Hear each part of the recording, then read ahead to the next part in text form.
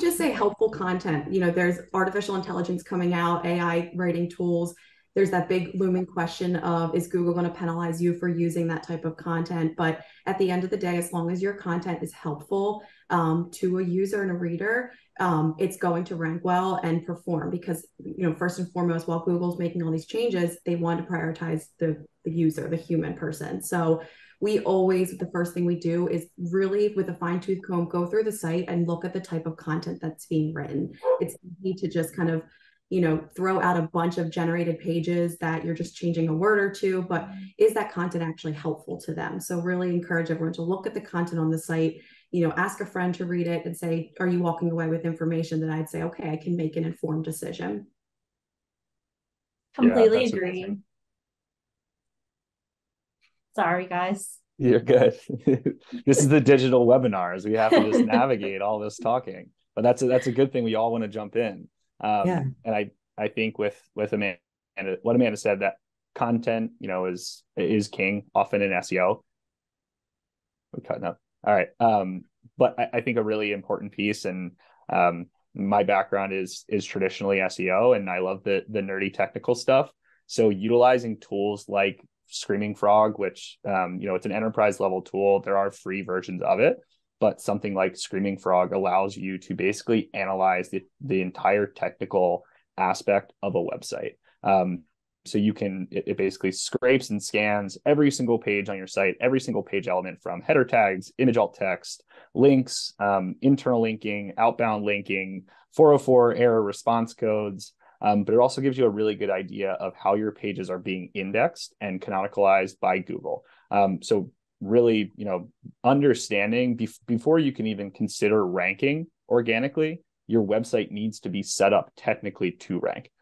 So one thing, we look at, especially when we're auditing a brand new site, is, are they set up to be indexed properly? Do they have too many pages that are being indexed by Google, which leads to crawl bloat, which basically means that Google can't crawl all of your pages because you have too many. So those pages that you actually want to rank, Google may not be getting there.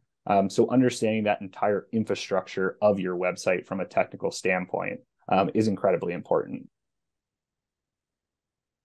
When I asked for nerdy, that is not what I expected, but I'm so glad you went there.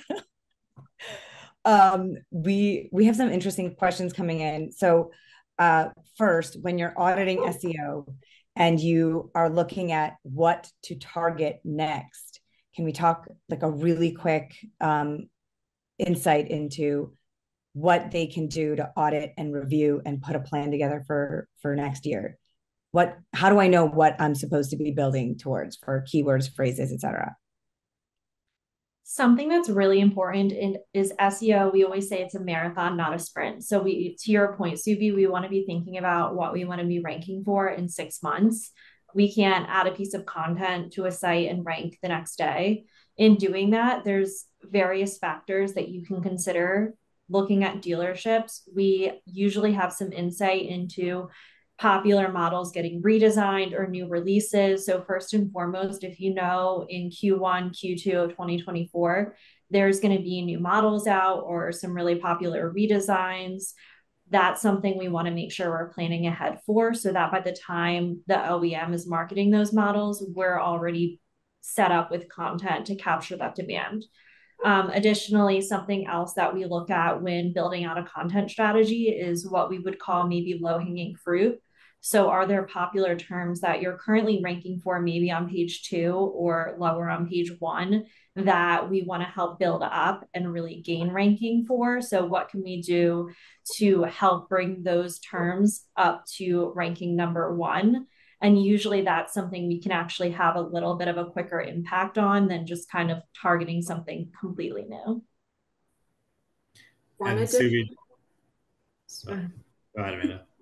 I was just going to say real quick, one additional strategy to add to that is leveraging a keyword research tool. We use Bright Edge here at Stream, but I know there's many out there, but one that allows you to run a competitive analysis. So I would suggest, taking your top 3 biggest competitors and run their URL against yours.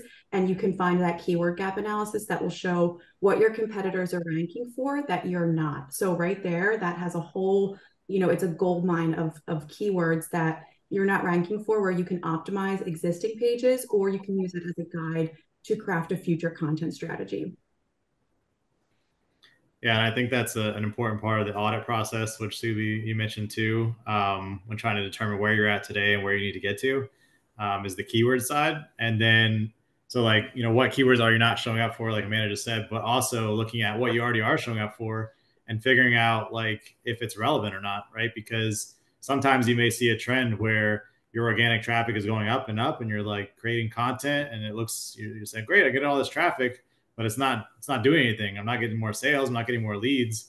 And come to find out, you know, you research a little bit into like where the traffic's coming from and the quality of it, and you realize that, you know, you're a local store in South Carolina, and you're getting a bunch of traffic from Utah, right? Well, that's not helpful at all, right? So it's important to also look at what you're creating, why, and you know where that traffic is coming from, and maybe you could be pulling traffic in from the wrong places because you know your topic you wrote about was too broad, right? Or something, you're just starting to rank all over the country, and that's not helpful for you as a local business who wants foot traffic tomorrow, right? So that's a big part of the audit too we look at.